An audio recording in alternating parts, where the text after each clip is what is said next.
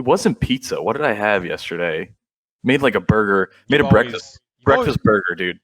And it was so hot that it burned the roof of my mouth. You've always just been bad at eating, haven't you? You need to control yourself. Yeah. You're just I've messy. never You're just eaten messy. sour You're food. burning yourself. You're just your tongue's ruined.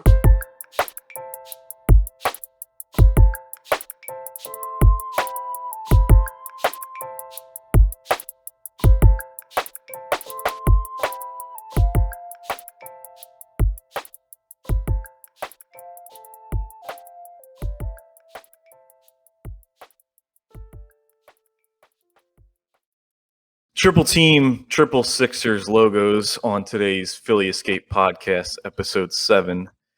We got a lot to talk about in a little short amount of time. So we're talking game 4 post-game and game 5 pregame. So we're going to break down the strategy of what we need to do to close this out. Honestly, boys, it seems pretty sad coming out from game 4 where we thought we could have brought it to 3-1. I didn't even want to talk about it. I'm not going to lie. I didn't even want to talk about it. Right after the game, which was the original plan. But glad we can kind of absorb, take it in, look ahead, and see what we need to do to finally close out this series. So this is what we're talking about. All Sixers talk today. Shorter pod, like I said. But let's get right into it. I think we officially jinxed them. Knock on wood. I think we were talking too much. Talking them up too like much. Every other Philly fan out there. Every one of us was like 4-1 now. 4-1. Actually, before we cut to this, I did want to do a fun intro. There again, take it with a grain of salt because a lot of these slides I wrote up assuming that the Sixers would win the game. I changed them. I changed them after they lost, but there was a lot of things that I wanted to kind of assume, we won. But so I had a more relevant would you rather if we won, but we're going to go with this one. Would you rather have burnt your mouth, I don't know how to put this actually. Why did I write my notes like this? Would you rather have the roof of your mouth burnt, like from pizza, or your taste buds completely annihilated from something sour, like sour Skittles? Are you talking about forever? Not forever. Like just in the moment. Between those two different feelings. You know what I'm talking about, where it's like, all right, pizza burns your mouth off, or it's like sour Skittles, or salt and vinegar chips, where it's just 100% like sour. That's like totally annihilated. I feel like totally annihilated by the sour. You're out of the game for maybe 20-25 minutes. You drink some water. You're good to go. Roof mouth burn. That's like a 2-day affair. It's actually really funny because I'm going through both right now, so that's why it's pretty relevant. On Sunday, I went to animal, dude. On Sunday, I went to the movies and got the sour Skittles, and that I'm still feeling. I just got through that today, so that's like 2 days where I had to recover with like the skin coming back from my mouth. Yeah. And then it wasn't pizza. What did I have yesterday? Made like a burger. Made a breakfast burger, dude. And it was so hot that it burned the roof of my mouth. You've always just been bad at eating, haven't you? You need to control yourself. Yeah. You're just I've messy. never eaten sour You're food. burning yourself. You're just your tongue's ruined. Yeah. I've never eaten sour food. By the way, I would go. Well, where would you go? Yeah. Tell me where you go. I would go sour. Yeah, I'll chalk up sour. Because I feel like like your taste buds might be ruined, but like the burning part that also ruins the taste too. I hate that feeling. Yeah. The burning part, it just literally hurts. I feel like your taste buds come back pretty quick. Either way, all relevant because this Sixers game 4 left a bad taste in our mouths. That was still like the Clint Capella in anguish, kind of rolling up with Embiid, but that's not what happened in game 4. Obviously, it was a 103-100 loss. Came down to the very end. Try again next time. Oh, hey Jackson, what's up? Also, stick with me here, guys, again, because it is low budget and things will be pixelated. That's just because these guys don't know how to take a selfie or a good quality picture on Facebook for their profile pics. But bear with me on that one. But yeah, this was a tale of two halves. I think first quarter, we were like, wrap it up. We got our shooting going. We're doing what we need to do to finally close up the series. This was a game that we really needed to win bad. Like I said, I had assumed that we would have won this. And it would have been very hard for the Hawks to come back knowing that they would have had to win 2 games at home against the Sixers. They don't have to do that now. But like I said, don't like what we saw from these guys. Jackson doesn't like it either. What do you guys want to get off your chest about this? Ah, I thought they made a good, switch up putting Herter in the lineup. I think that kind of affected us a little bit, the way we're defending them. I think did he get the start or was he out? They had that Yeah. lineup Or he got out. the start, right? They had the same lineup out that they had in the third quarter of Game 3 that was shutting us down. And then they ended up going with that lineup for like most of this game, and that honestly proved very effective against us. Yep.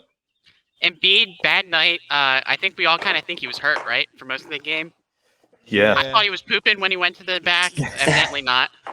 Well, the way I see it, there's 2 options here. 1, he was exhausted after the first half.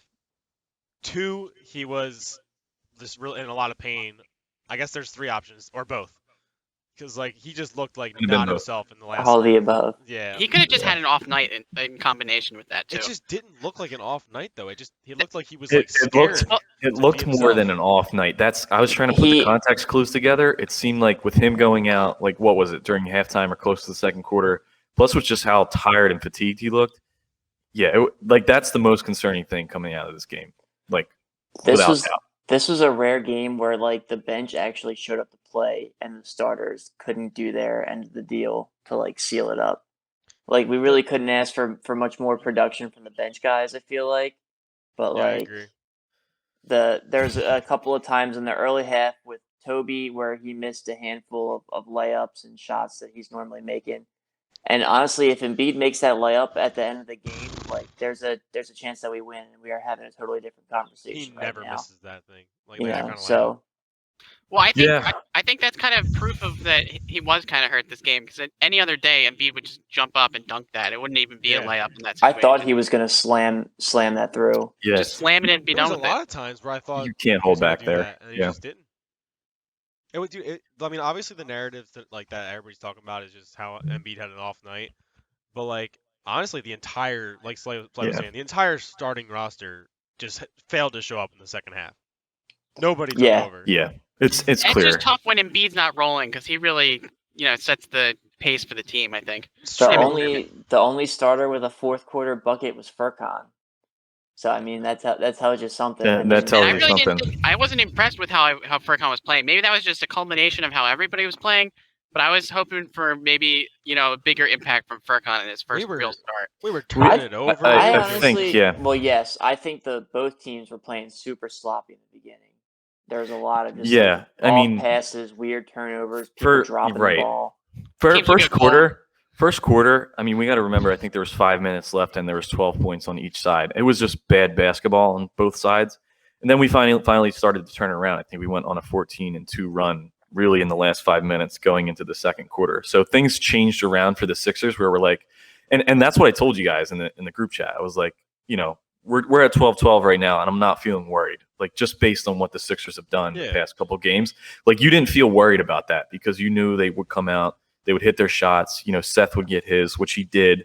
Not looking great for Trey in that first quarter. I mean, he went 0 for 5 and 0 for 2 from three, from his free throw shots. He wasn't having a great game. Like that's the thing, and that's both slow starts from each side. Shooting was terrible coming from the Hawks. They couldn't get a 2-point shot off or any points in the paint to save their life. Nothing was going or dropping for anybody. But needless to say, first quarter, I wasn't worried. They came back, started to extend that lead in the second quarter, turned the tide of the game a little bit. Short-lived. But it was short-lived. And it's a fourth quarter game, and we just didn't play it all the way through. I think what's disappointing was, for me, for like a large portion of the beginning of the game, like for the first half, I thought we were cooking, man. No, we yeah. I mean, after that like 5 minute mark, we kind of got into second gear and we took control for the rest of the half. Yeah. I thought this was going to be another Seth Curry 30-point game, the way he was playing in the first half. Yeah. He was dropping things from everywhere. Exactly. Didn't matter towards where he the was. end of that first quarter, he was dropping them. I want to look at, his performance for the entire game, right? I mean, he went 7 from 10, 3 from 6 from three-pointers. So he had a great game. I mean, the points numbers, it wasn't a 30-point game, but he was on a roll at that point. You wish you saw more from him. But I thought in the very beginning, Furk and Seth couldn't get any open looks for some reason. That's what the only thing I was like a little concerned about. Like things would get rolling as soon as they started getting those shots. But I they think did. that goes to my point about like Embiid looking like he was off in the early part of the game. Like if he's down low, where he usually was for most of the series, he's pulling those guys in and getting those guys the space they need to hit those shots. But he was like up at the top of the key a lot more often. I mean, he does like he'll start down low and he'll pop up for screens. A lot of the times I noticed when they were coming up, bringing the ball up, he was just kind of chilling up there from the beginning. And in that situation, you kind of need Ben to drive. Yeah, and that just wasn't happening nearly enough. Right, and I don't think Ben stepped up his game. I'll get into more of the details on my critique on Ben because I think I have a lot more criticisms on Ben in this game compared to Embiid just because of Embiid's like health and injury concerns. So I thought Embiid kicked ass on getting rebounds. 21 rebounds is absolutely insane. Yeah, right on the number. He did have a couple big ones towards the end too. So like I said, tale of two different halves, right? We're coming out looking hot. This game just felt like we thought as a team we had it wrapped up. All right, let's take it home and finish it in game 5, not thinking that the Hawks would come back. But the Hawks did everything they could. And like I said, their shooters really came out and showed up when it mattered towards the second half of the game with the Gallinaris and the Bogdans of the world really showing up and Herters, all of their shooters. Really wasn't, again, it was another game where I think Trey had fraudulent points of, he just puts up 25 points because he just sends a floater up, which turns into an assist from a dunk or it just happens to go in the bucket. So I think more the winners were the Hawks shooters than Trey was, to be honest with you. I will say Trey was passing out of the double team like really well. And I don't like the guy. He got like 20 assists? He had 25, I think. The assists is absolutely nuts. No, not 25. Sorry. Yeah, he had a 18, lot of assists. 25 points, 18 assists. Yeah, but which is so crazy. He was like literally. There was a couple times where I just saw him just looping the ball around Joel or looping the ball around Toby, like just like finding an open guy for a dunk. Like I think John Collins was just dunking on us every other freaking possession. Yeah, he had a stretch there, and I forget if it was the late third or early fourth where he like just put down like 3 monstrous dunks. Yeah, and honestly, dude, I didn't even feel like threatened in this game until we were. I think we were down, or no, we were up by 4 points, and it was like I think it was still in the fourth quarter. It was late in the fourth quarter, and I still felt like we were gonna win the game. Yeah, and then it was like 1-3 that made it within 1, and I was like, oh shit. Like there was no point when even when they were coming back, making that run throughout the end of the third and the start of the fourth, I was like, we're fine. We're gonna bring it back, and then we just. I seriously wasn't worried until that ball went off of Ben's hands, and then Embiid missed that layup. Yeah, like I think that was when I really started worrying. Even before that, you could just notice, like, in the faces of the players when they were walking off. Yeah. And that one-time stoppage, the Sixers looked the way the Hawks did at the end of Game 3 when they looked defeated, and the Hawks just looked, like they were hungry. And I didn't like that. It was night and day from the last game. Yeah, I think this was a game where you actually had some serious concerns for 2 reasons for me, right? I think number one, Embiid injury status. That's the one thing that's probably the most troublesome in all of this is just, was it fatigue? Was it the actual injury? We don't know what it was that was really stopping Embiid from looking like Embiid. It's one thing if he has a 27-point game and 8 assists, right? It's another when he has 17 and he looks the way he did coming out of the game. 2, I think exactly how Jackson said it. We looked like we were losing our energy. We felt defeated, and it looks like we were handing that right back to that energy and just kind of giving it to the Hawks, giving them that momentum. They're actually thinking of the phrase on all their shirts now that believe that they can actually do this, right? So that's the least thing. That's the one thing that I didn't want them to walk away with if they were to get a win. Like it's perfectly fine to go to Atlanta and walk away going 1-1 at Atlanta, but for them to come to bring it back to Wells Fargo and kind of have this confidence now, that's the one thing that I didn't like from this game. we're in a kind of a must-win scenario now because I don't want us It is. to go back down 1 to Yeah, Atlanta. definitely No, not. we have to. Yeah. They're gonna all be in lemon pepper wings, and they're I gonna mean, be fucking going nuts. Bringing them out. Bring them out. especially, I mean, just with Joel being injured, The- every extra game we have to play is just one unnecessary Yep. game that he's got to play, and that's just like not something we really need to be We were dealing with right now. We were in a type of golden scenario where it looked like we were going to win in 5, and the Nets were going to go in a deep series, and now we just ruined that by losing. We're this game. we're right lockstep with that other series. Yep, it's horrible. And it was like Embiid's got a meniscus tear, but it doesn't look like it. And now Yeah. it's like the first game where Okay, you can tell that he is hurt. It actually shows. Yeah, I went to the movie Sunday, had my sour Skittles on Sunday. I got a text Wait, what from did you Britt see? saying Had too many apparently. in the Heights, dude. It got me dancing. It was a great movie. Go out and see I it. don't even know Definitely what that recommend. Not a paid sponsorship. Not sponsored by In the Heights, but it was a good movie either way. Like I said, got the text from Brits, and he said Kyrie's hurt. Looks like it's going to game 6.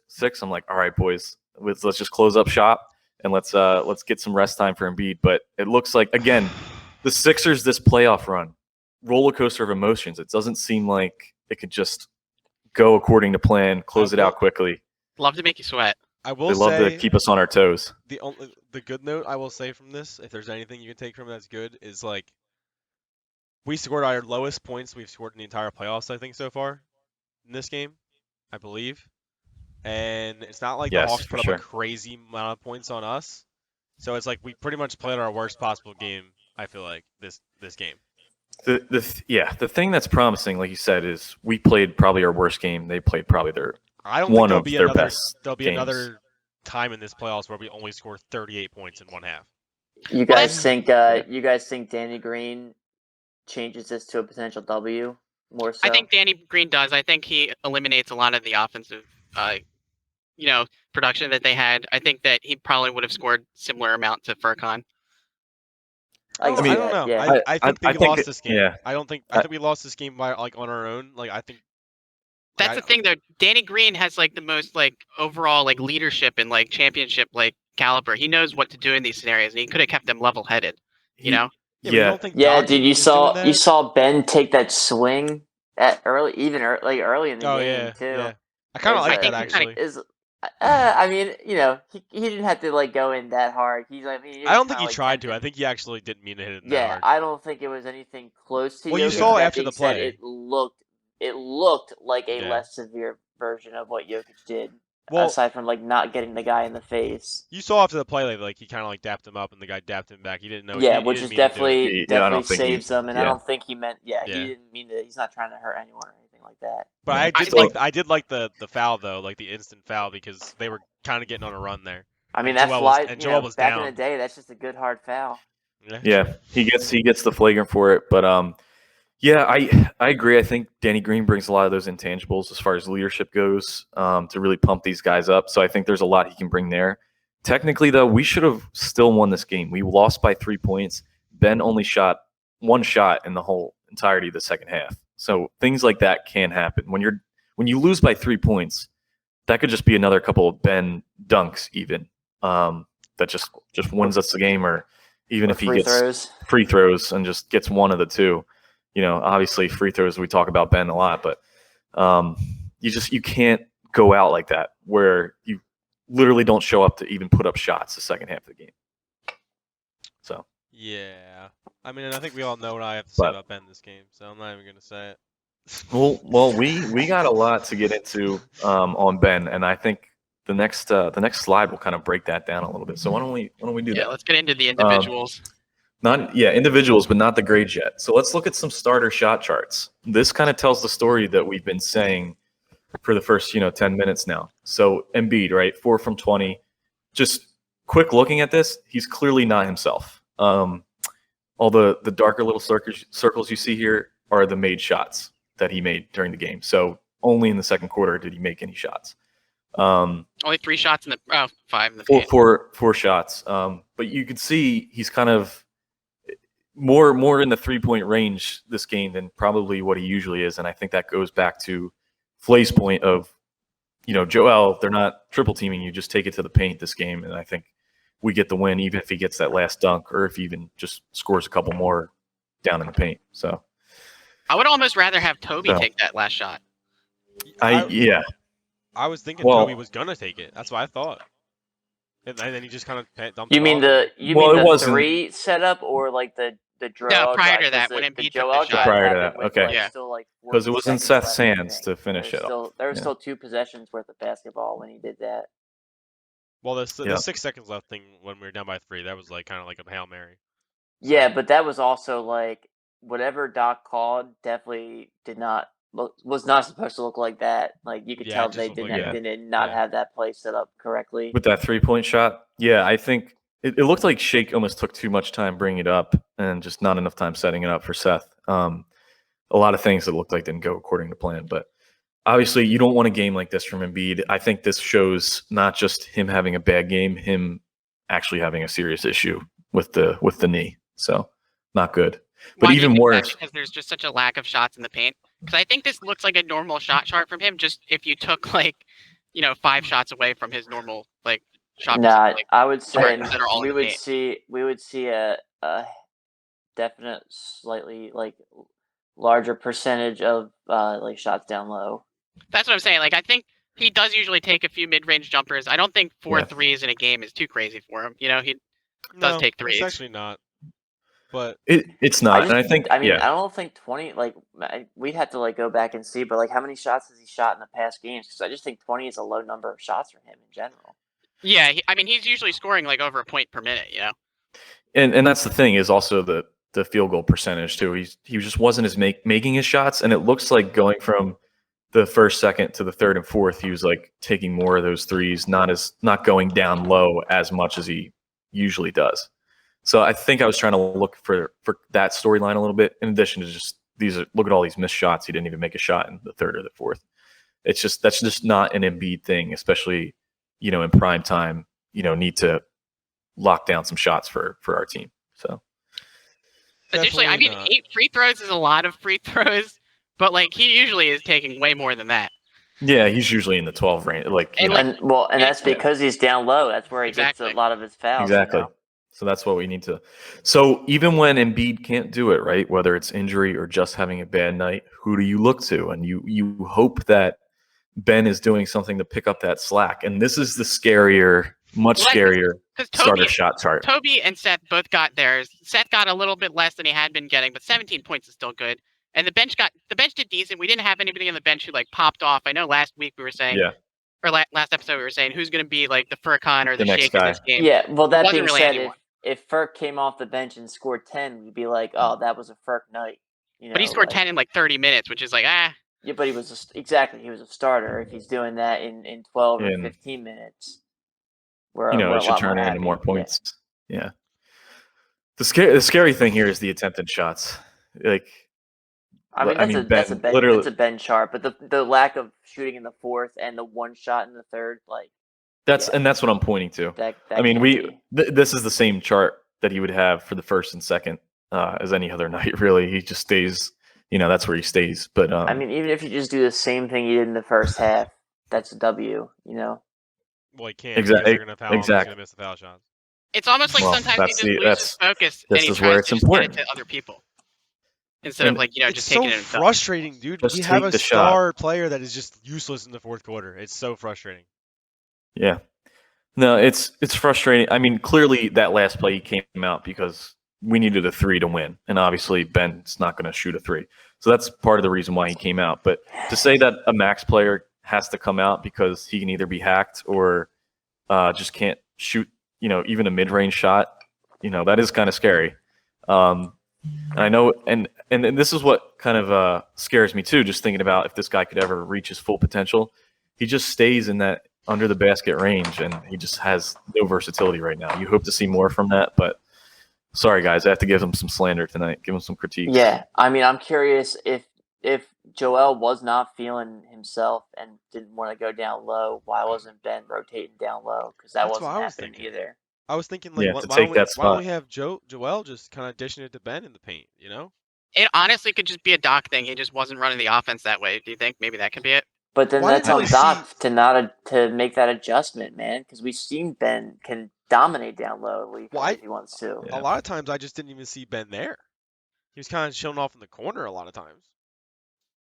Yeah, Yeah, it was weird this offense. I mean, It's even nowhere to be found. Embiid was bringing the ball up a handful of times, but it was just like weird. Like There was one specific play where really pissed me off about Ben, which is one I always talk about when he just got the ball in like right under the like basket and then just had an option to like try to like lay it up, just make some kind of effort to shoot it, and he just fucking launched it back to the 3-point line.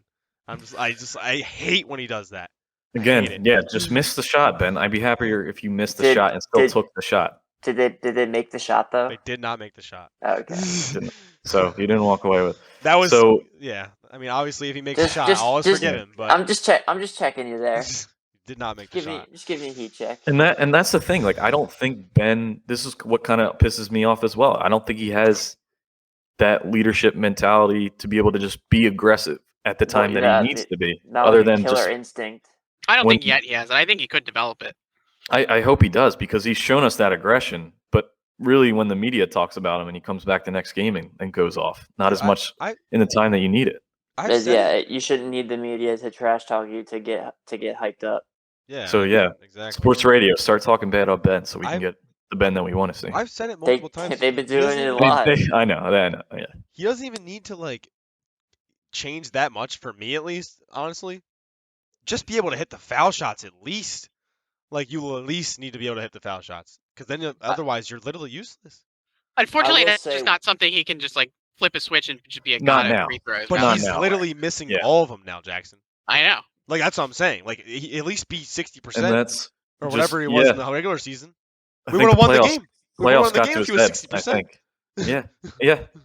No, it's fair. He's just not hitting anything. Obviously, that's like that's after the fact, and maybe the game goes differently if he makes them. But whatever. Exactly. But like but still, like you have to. He's the most unstoppable in the transition offense. Like when he's running the fast break. And it's tough when they're just bombing us for 2 quarters to even get like the transition game going. Because you gotta get the stops. Yeah. And our the other defense wasn't that good last night. Well, that's what I think. I think Danny Green plays a big part in our transition defense. He's he's such a pest on defense. Yeah. Yeah, he is a pest. I gotta agree with you there. The other biggest thing, right? 12 turnovers. I think.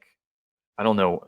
I mean, at least over the course of the entire game, but you just can't have that. I mean, just we had like 4 in the even 5-minute period. It was crazy. Again, those are things that even if we cut out 3 or 4 of those turnovers, they can turn into points, and then we're looking a lot more comfortable right now. But yeah, it was an ugly night. All right, ugly night. But I'm still feeling confident for the series, though. Yeah. I was going to get into that. It's not to say that I don't think we can still do what we do.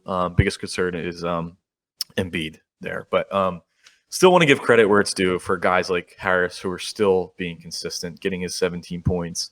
I'm okay with that, and his shot chart just kind of shows how versatile Tobias Harris is. He can do it pretty much from anywhere. Had some of those 3-point shots as well. Yeah.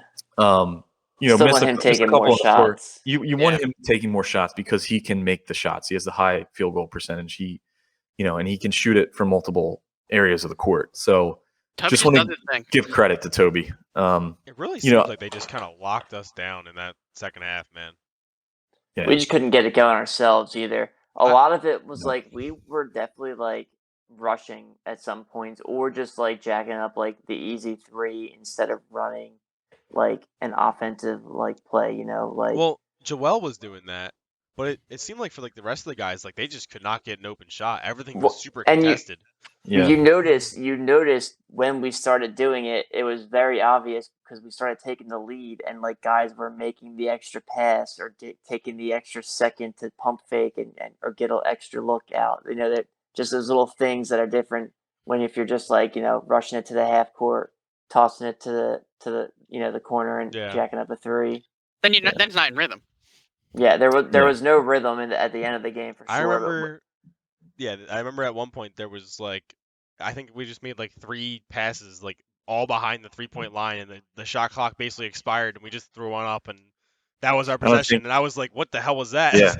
I don't think we That even was beat the shot embarrassing. clock, which is pretty embarrassing. Yeah.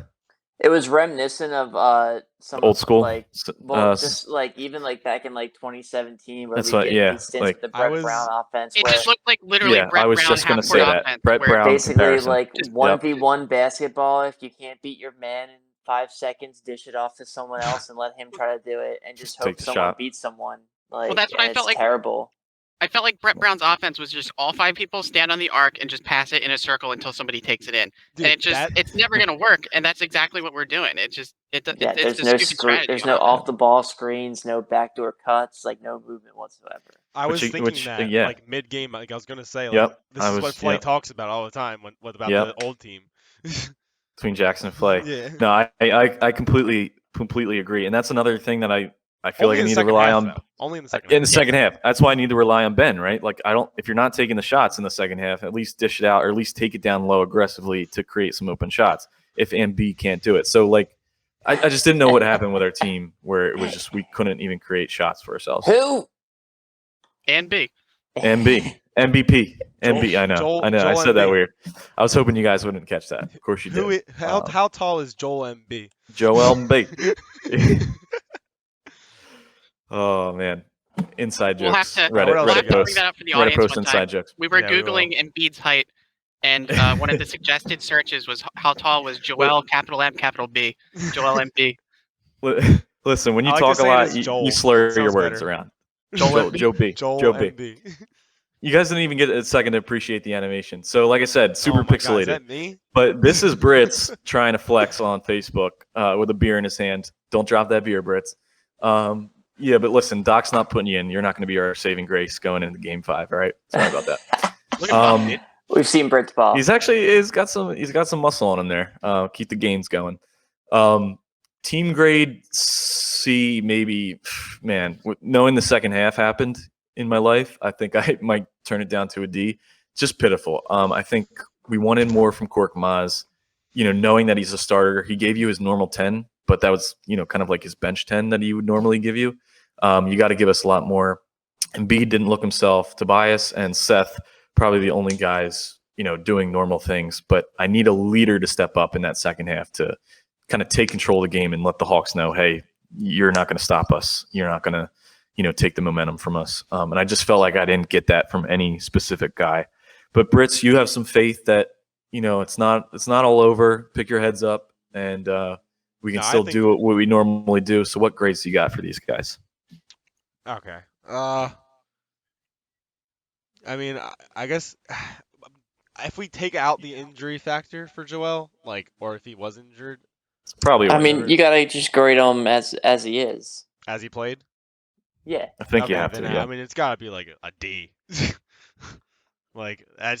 That was pitiful. Even though he had 17 points, that second half was literally hard to watch, especially as the MVP caliber player that he is. It's maybe the worst game I've seen him play all year.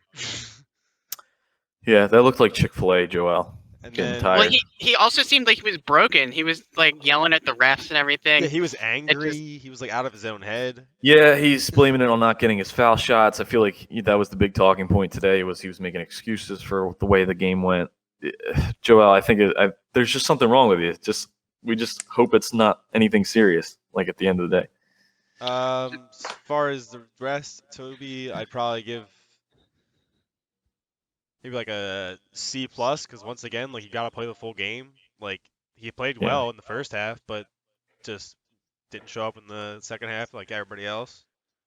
Ben, probably I'm going between a D and a C-, but I mean he was a little bit more aggressive in the first half, so I guess I'll give him a C-. Seth, probably a C+, just because he had 17 points. That's pretty good for him. It's obviously he's had more this series, but once again, not showing up in the second half. Furk, we need a little bit more out of him. I mean, 10 points isn't bad for him, so I guess you give him a C, middle of the pack. 10 points is like you Yeah. can't expect him to get 20, I guess, but he did play 25 minutes, and that's like almost twice as much as he usually does. So I guess C, middle of the pack, and then I think that's a good C- average for the team that you had there. Yeah. Flay, what you got grades for us?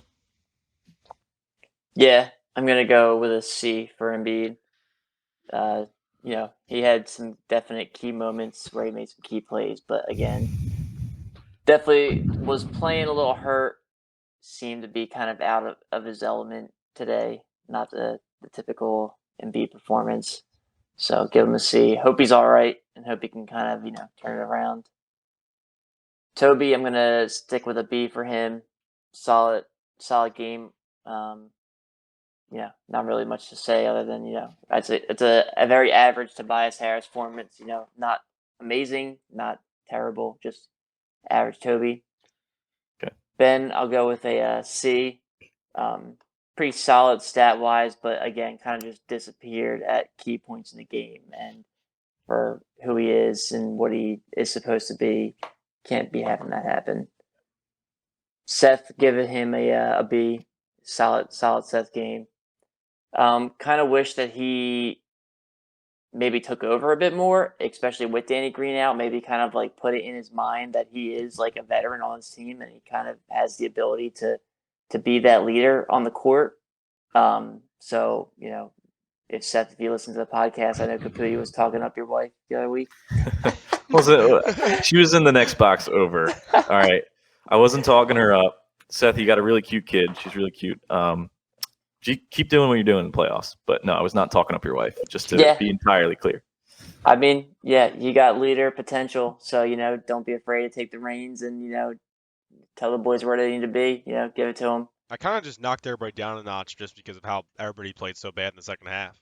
Like, the points they have are not that bad. It's just like... really, everyone disappeared. I just knocked everybody down a notch just because of the second half. They just literally disappeared. But go ahead, Jackson. Yeah. Yeah, it's tough to really grade everybody in this. But cool. Oh, I thought you were done. I'm sorry. we got off pace. Ferk gets a B because I think Ferk gave us his standard performance, even though he played a few more minutes. Yeah. You can't blame him, especially with the whole team. He relies on the team. Oh, got some beer hiccups. Got something coming up there, Flay? Some sour Skittles breath? Nah, dude. Brett, you can cut that. We'll see. And we'll take a short break. All right, we're back. Ferk, I'll give him a B. Pretty solid Ferk performance. Could have asked for a little bit more with some more minutes, but when the whole team's playing bad like that, what do you really expect? He's not gonna, pull. There's a couple times where he did a little bit more than he should have, but that's typical Ferk. And for the bench, I actually give the bench a B. Okay. Dwight Howard Dwight Howard had a really good game for Dwight Howard. He was killing it. Matisse played some really solid defense, and he had a chance to hit some more threes. That's something he's got to get a little bit better at to make himself just an overall all-star caliber player. Like if Matisse gets a solid 36-37% three-point shot, he'll be an all-star, dude. Dwight had a couple key rebounds too. Yeah, no, Dwight was killing it. Dwight was the standout bench player of the game for sure. Shake, average game, C for him. George Hill, he played good defense, but I would expect a little bit more offense from him, only 2 points. So yeah, he's just not turning into the guy that I think we wanted him to be, which is kind of sad right now. Maybe I don't think we re-sign him. I think he's a one and done kind of figured out what he is and get a vet to help you to just kind of be a minutes man for the backups. I think it's kind of tough with George Hill because he's just coming off of that thumb surgery, so he's not fully healthy. He's had the least amount of time to play with the rest of the team. Everybody else has been playing together. They're in rhythm together. It's kind of tough to just play 5 or 10 games with the team and then immediately jump in and be the man on the second unit. I don't know. I think the grades in this is kind of tough to give because the whole game was thrown off with Embiid's injury. I think the team was sort of playing the same way that they would play if Embiid wasn't injured this game, and that kind of damaged everybody because when you're relying on Embiid to take all the pressure and leave space for the other players, and you're playing like that's going to happen, I think everybody else is just going to shoot worse because it's just we're playing like he's not healthy, but he's not healthy. But No, I think yeah. Go ahead. Yeah, and so I think like Embiid was like really like a C game. He had hella rebounds. Like that's so many rebounds to have, and 17 points for being injured is like, very respectable. But they kind of broke him at the end of the game. Like I was saying earlier, I think he was mentally out of it, and like not getting the foul calls really damaged his mental. He just wasn't there fully. He wasn't prepared to win the game, which at this point in his career you'd hope he would be. Yeah. Like, especially because like after the Raptors series, he had the chance. Like there was that whole stretch of minutes where we could have scored and we didn't, and then Kawhi hit the shot and we lost. And you'd hope that he would have brought something from that to this playoff series and be able to close out the games. So a little disappointing, but he's injured, so you gotta cut him some slack. I'll give him a C. I think Toby, B+. He gave you his 20. You can't stop him from getting 20 at this point. Seth Curry, B+ again. I think he played well. He was bombing in the first half. Second half, I think was Embiid issues, taking away spacing and kind of hurt his ability to score points. I think the same thing happened with Furk. I didn't really like Furk's defense as much as I did last game. And I think I was really rebounds. scared when he was on Trey at the end of the game, but he played actually good defense that one particular time. For that I was one happily possession. surprised there. There's a couple mismatches where I was like, whoa. This D-Wiz. doesn't add up. I think 2 rebounds and 1 assist though is kind of sus. I wish he would, provide a little more in those areas. I think Ben, I'm gonna give Ben a B+. Honestly, I don't think he did as bad as you guys did. I think in the second half, he probably should have scored more points. But I think when the lanes are clogged because of the situation with Embiid, it's kind of harder to do that. He's still got 9 assists with no turnovers. He got 12 rebounds and he scored 11 points, which is like normal Ben game. I think if the offense was operating how it should be in the second half, which I don't think was necessarily his fault as much as it was Embiid's fault, that he would have scored more points because of that. I think he did what he could for most of the game. He definitely could have had a better second half. I think the bench was okay. I don't think they were great. I think you guys thought the bench was better than I did. I agree with that, actually. They didn't score. They played better than the starters.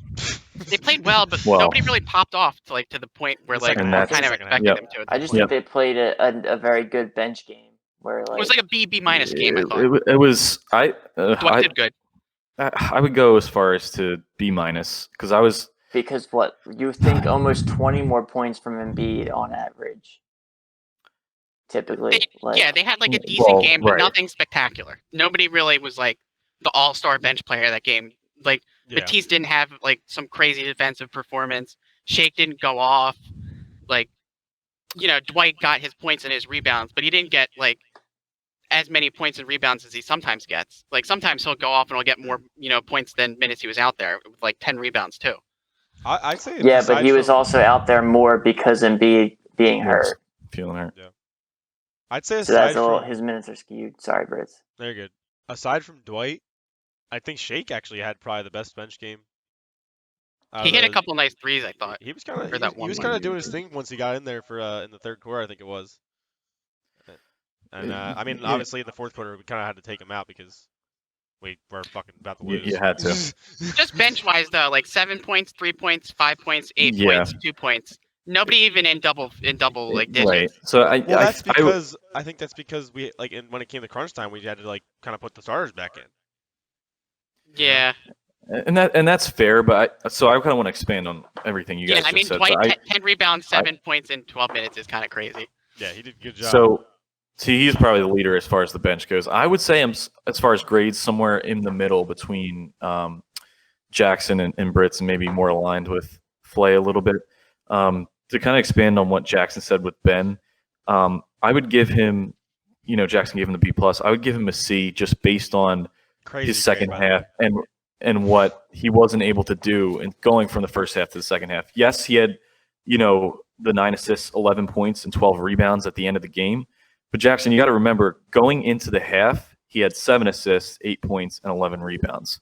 So I texted you guys halfway through, and I was like, easy triple-double for Ben because he just needs 2 more points and I think 3 more assists. He wasn't able to get that. So he wasn't able to finish with – he wasn't able to get 3 more assists and 2 more – well, he got the points, but he wasn't able to get 3 more assists by the end of the game in the whole second half. So, again, Ben – you didn't take the shots, but you also didn't get the assists that you normally would need to get.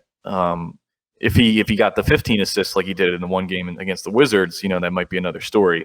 But I got to give Ben a C again for just probably not getting the spacing for shooters, not shooting the actual shots, and then also just not getting the assists to get him to the triple-double status. I think I'm just trying to hype him up a little bit. You guys are playing bad cop. I'm playing good cop. I gotta show him some. I know, but you can't. When does it end? Where we got to stop babying this guy, dude? You guys can stop. I'll keep babying him though. Take him off. Take Ben off the bottle. I'm the best Ben fan. Hashtag take Ben off the bottle. We got to critique him, man. I feel like I'm looking at myself from last year with Carson Wentz. Brits is looking at himself in the mirror right now. I acknowledge his flaws. He's still good though. He's not as bad as Carson. Yeah, no, Carson Wentz. He's not as bad as Carson. He's not as bad as Carson. All right, well, Ben took one shot in the fourth quarter, or in the second half. Yeah, he didn't get and Embiid took turnovers. 2, dude. I gave Embiid a D. This is where Brits builds the narrative. Here we go. If anything, I am fair. Carson Go work for the haters station. Would be like if George Hill was starting our team. You guys can't tell me you were happy with Ben last night, bro. Bring it in. We're not happy. Well, Jackson gave a freaking B+. All right, bring it back. Let me finish my grades. Harris a B, and just because he's given you that consistency that he's given you the entire playoffs, so I got to give him credit where it's due. Same thing for Seth, a B for him as well, just getting 17 points, which is kind of what we expected him at, and he's been above that as of late in the playoffs. Joel a C, just based on what we know he could do, but the injury brought him down and just clearly kind of took his head out of the game. Cork, I give a B as well. I know it was only 10 points and he had more minutes this game, but I'm still happy that he was able to at least give 10 points, and I think he should have got that spacing back with either Ben or Joel taking it down low, but he just didn't. So this is probably the first game, guys, where I don't have at least one A for anybody on this team. And then I would go, like I said, as far as to giving a C to the bench, just because I don't think there was any spark that we'd normally get. Like normally it's Shake or Maxey or Thibault that gives us something that could actually win us the game when the starters aren't doing it for us. I know it was Shake, I think, in game 2, giving us 14 points. Furkan stepped it up in game 3.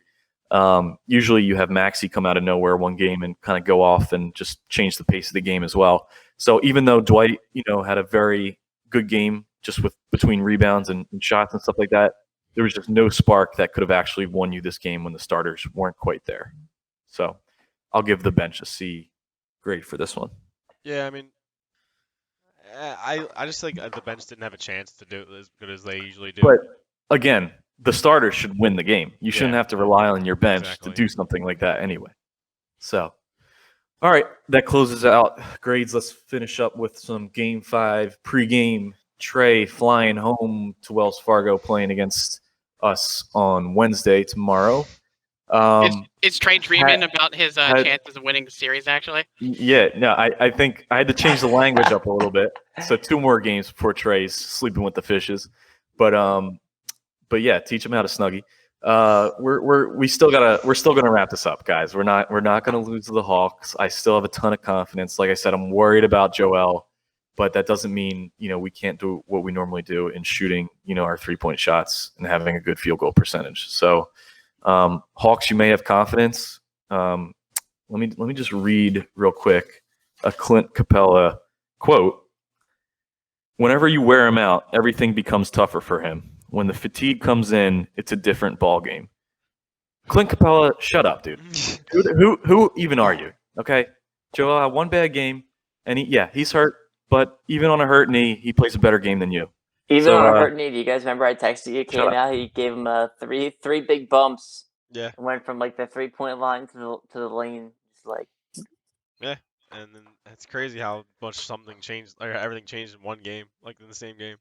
So although it's a problem that the Hawks have faith in themselves, it's just it doesn't make a difference. We're going to win this series, whether it's in hopefully I just hope it's in 6. I don't want it to get to 7, but we'll win the series still, as far as my prediction.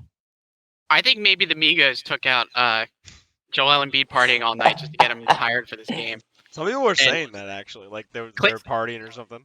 Clint Capella should be wary to meet Embiid when he's on 8 hours rest. Yeah, he's sleeping right now. Oh He's wait, resting yeah, up. right, Joel, away from the baby, away from the wife. Migos hit him Yep. up. Yeah, he's partying. You know those Migos fans are Hawks fans, right? Yeah. So, yeah. All right, so kind of what we did last time, right, guys? So number one, what's the strategy to win this one? And then two, we'll get into actual predictions, who's going to be the star of the game. But what do we need to do to win? Well, after I what want we to bring saw? up. I want to bring up a point. Last game, obviously, Furkan was the fifth man in the starting rotation. Do you guys think we should keep Furkan, or do you think maybe we should switch it to Thibault to get the transition game rolling? I think that the starting lineup is definitely going to be the most important aspect to how this game ends up, because I think the way that we start and like the combination that we play, that is like the starters, when we put them out there as a combined five, is going to be the most impactful, or the ones that we need to have the most impact. So I think honestly we start one of two ways, dude. I think we play Ben at the five, and this is assuming that Joel, because he looked bad last game, I think, and he looked kind of like hurt. I don't know if he's going to be able to play a full game now. Like, what do you guys think now? I'm a little worried about if they're And gonna that's probably what I'm worried about the most. Is I think they're 100% going to roll the dice and just hope he can play the full game. But then it's like thinking he almost like plays not 35 planning minutes, for the so future either, because like I think if we planned around Ben being the five, we could beat the Bucks. The trouble comes when Embiid starts to the play. Bucks, or wait, who are you talking Or about? I'm sorry, not the Bucks. Yeah, the Hawks. Hawks? I'm really sorry. Yeah, get my getting I was late. like, damn, Start- that's starting the get Hawks starting to and sweat. Bucks. get my animals mixed up and making false predictions about the other series at the same Oh my time. god. But yeah, like I think that we've seen when Ben starts at the five, like we can still beat the Hawks. Yeah. Like it's when we don't plan on Embiid being out or playing bad, and he like comes out bad, that like we kind of get screwed over.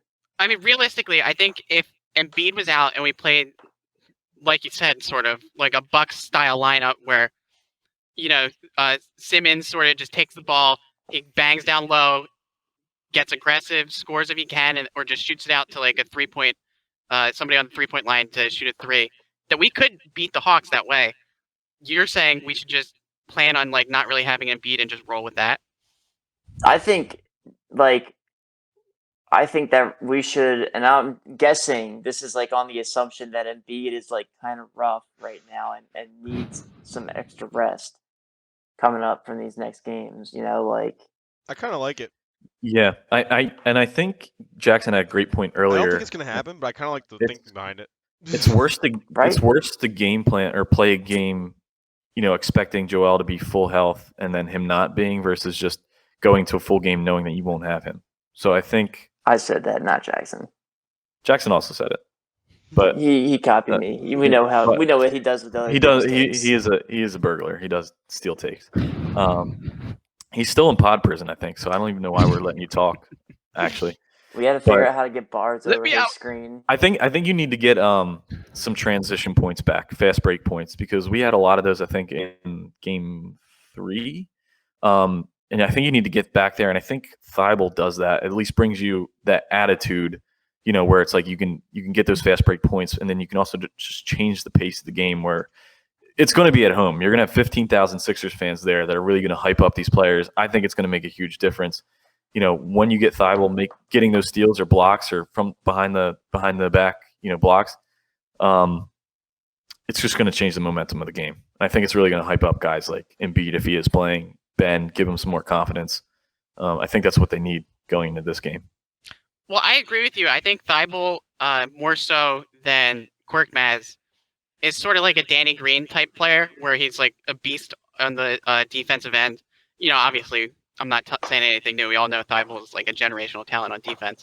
But I think he just plays more of that Danny Green style, where he can get that transition game going. I think the only thing that you have to be wary about in that situation is him getting too many personal fouls and sort of like fouling out of the game or being in foul trouble too early on. Because I think when he plays on the bench, that's not really as much of a problem, and you can just put him in the fourth quarter, third quarter, and go on a defensive run. Where like if you play him for the full game and he gets in foul trouble, you might not even have that card up your sleeve. Yeah, that's a good point, because that's kind of one reason why I went like against what I first thought was start Thibault last game, And then I kind of agree with you guys and said we should maybe put Perk in, save Thibault for later in the game so we can get us on a defensive run and in the third and fourth quarter. So I'm not really sure what we should do with this starting lineup. I kind of like what Flay was saying. I think it's actually a good point. And then just kind of put Joel in when we can, maybe put him for 25 minutes. Imagine Only if play you Joel in the force fourth, in the third and Capella. fourth. Well, No, imagine I if you mean, force Capella to match up with Ben, and then Embiid comes on and just plays against the sub. Well, yeah. It's, I don't know how that was would it work a out, co- but 20, I mean, who knows 25 if the minutes. Hawks gonna respond, but Yeah, because you got to think it's going to be a close game. Like if we were to play without Embiid in there and just getting limited minutes, it's going to be a lot closer than some of those blowout games. So I think we could still heavily beat the Hawks even without Embiid as long as we ran our offense the correct way around Ben. I think I think it could pay off, but I think it's risky because Embiid could be healthy and he could win the game for us if we go with, not planning around him and he doesn't play and we lose, then we're kind of in a doomsday scenario. Well, I'm not saying you don't play him. I'm just saying he almost comes off the bench or is available on the bench. Yeah, I mean, I'd say just play him for 25 minutes or something like that. Yeah, maximum. I mean, realistically, if Embiid's playing, he's starting. But if we're losing, then no way so yeah, let me paint this. You Let me paint this scenario then. So I think we're gonna win. Is what I'm saying. Trying to get out of here. Do we put him 25 minutes in the game regardless of what the score is, or if it's a close game, do you put him into those crunch time minutes? Absolutely put him in the crunch time minutes. Yeah, he's crunch time. But what I'm trying to get at is I think we're gonna win this game, and I don't think it's gonna be too much of a problem, even with Embiid on reserve minutes. If I'm Doc Rivers, I'm making it a point to everyone else besides Embiid to step it up, take this game in the reins, make it so that we only have to play him 25 minutes. Yeah, it's kind of interesting that we remember, I think last game we kind of all agreed on the consensus that Doc was doing the right thing and keep this game plan the same, and it was up to the Hawks to kind of to change their scheme. Yep. And they did, and they really did. And they did. It worked. No, and they came out. That's what makes me think that maybe we should put in Thibault because I think they added more offense to their starting lineup, and maybe we need to counter that with more defense. Well, and I think part of the reason that you're supposed to play Furk in the starting lineup is to get space down low and vice versa. And if Embiid isn't going down low early on in the game, then it kind of just negates the fact of Furk being in the first place. Tough call. I just think even without Embiid, we should still get those shots off that we were getting off before. And I would like to think that the Hawks just need to keep up with us, that we don't need to change as much as they need to change for us. But maybe you're right. Maybe we do need to add a little bit more defense to this just to, change it up a bit. This is going to be a lot on Ben, by the way. I think it's going to be a lot on Ben to if Joel's out, he's got to dominate while Joel's out. Because that's all these people say. It's hard for Ben to do what he does when Joel's in because they kind of takes up that space. But if Joel's out, Ben's he's got to slice and dice and actually put up some points or make some good plays. Yeah, no, I mean, somebody does because I don't expect Tobias to be a leader in that regard. I just expect him to do his job, get the 20 points. Does. And Seth, do your job, and Furkan, help out and support, do your job. But I need one of these guys to step up as a leader of the team. It should be Ben. I think there's going to be a lot on in this game. That's lifting up the fans and doing what Joel does on a regular basis. So. I think we need another 30-point performance from Seth. Just give the ball to Seth and give the ball to Toby and let them go to work. Right, because what's more likely, a 30-point Seth game or a 25-point Ben game? I mean, Ben can easily get 25. Can he, though? I would love to see him get at 25. Can he? Just looking at the past couple games? He obviously can get 25. But Jackson, that is the face of conviction if I've ever seen it. I just feel like you guys are asking him to get 25 points when the offense is not designed for him to get 25 points. I'm saying it right now. Fine. I mean, I don't. 15 assists. I think if we change the offense a little bit to where we want him to score that many points, then yeah, I think he can definitely do it. I'm saying that might be the key to this next game. I mean, I'd like to see it. You love to see it. All right, let's go predictions here. let's get some predictions. So any what do you got, Brits? Who's the star of this game? I'm gonna go out on a limb here. I'm gonna say Join the dark side, Brits. Ben Hill. has a good game. Yeah, there it Ben has is. a good game. He's gonna have 20 plus points. He's gonna have a great defensive game like he always does. Maybe like, you know what? Fuck it, I'm calling it. Ben 20-point triple double. Yeah, buddy. I love it. So an actual triple double. I think not Seth. I think Toby has also a really good game. I think he's gonna have a lot of points. Okay. Sounds good. Sounds good to me. I think Ben's also gonna have a good. I'll go double. I don't know if he's gonna get a triple double. I would love for him to get a triple double. At least a double though. Definitely heavy points, probably like 16 to 20, which I'd be totally fine with. Lockdown defense probably gets like 2 steals, maybe a block or 2. That'd be nice. I think we see a big defensive performance from Matisse. I definitely would like to see that.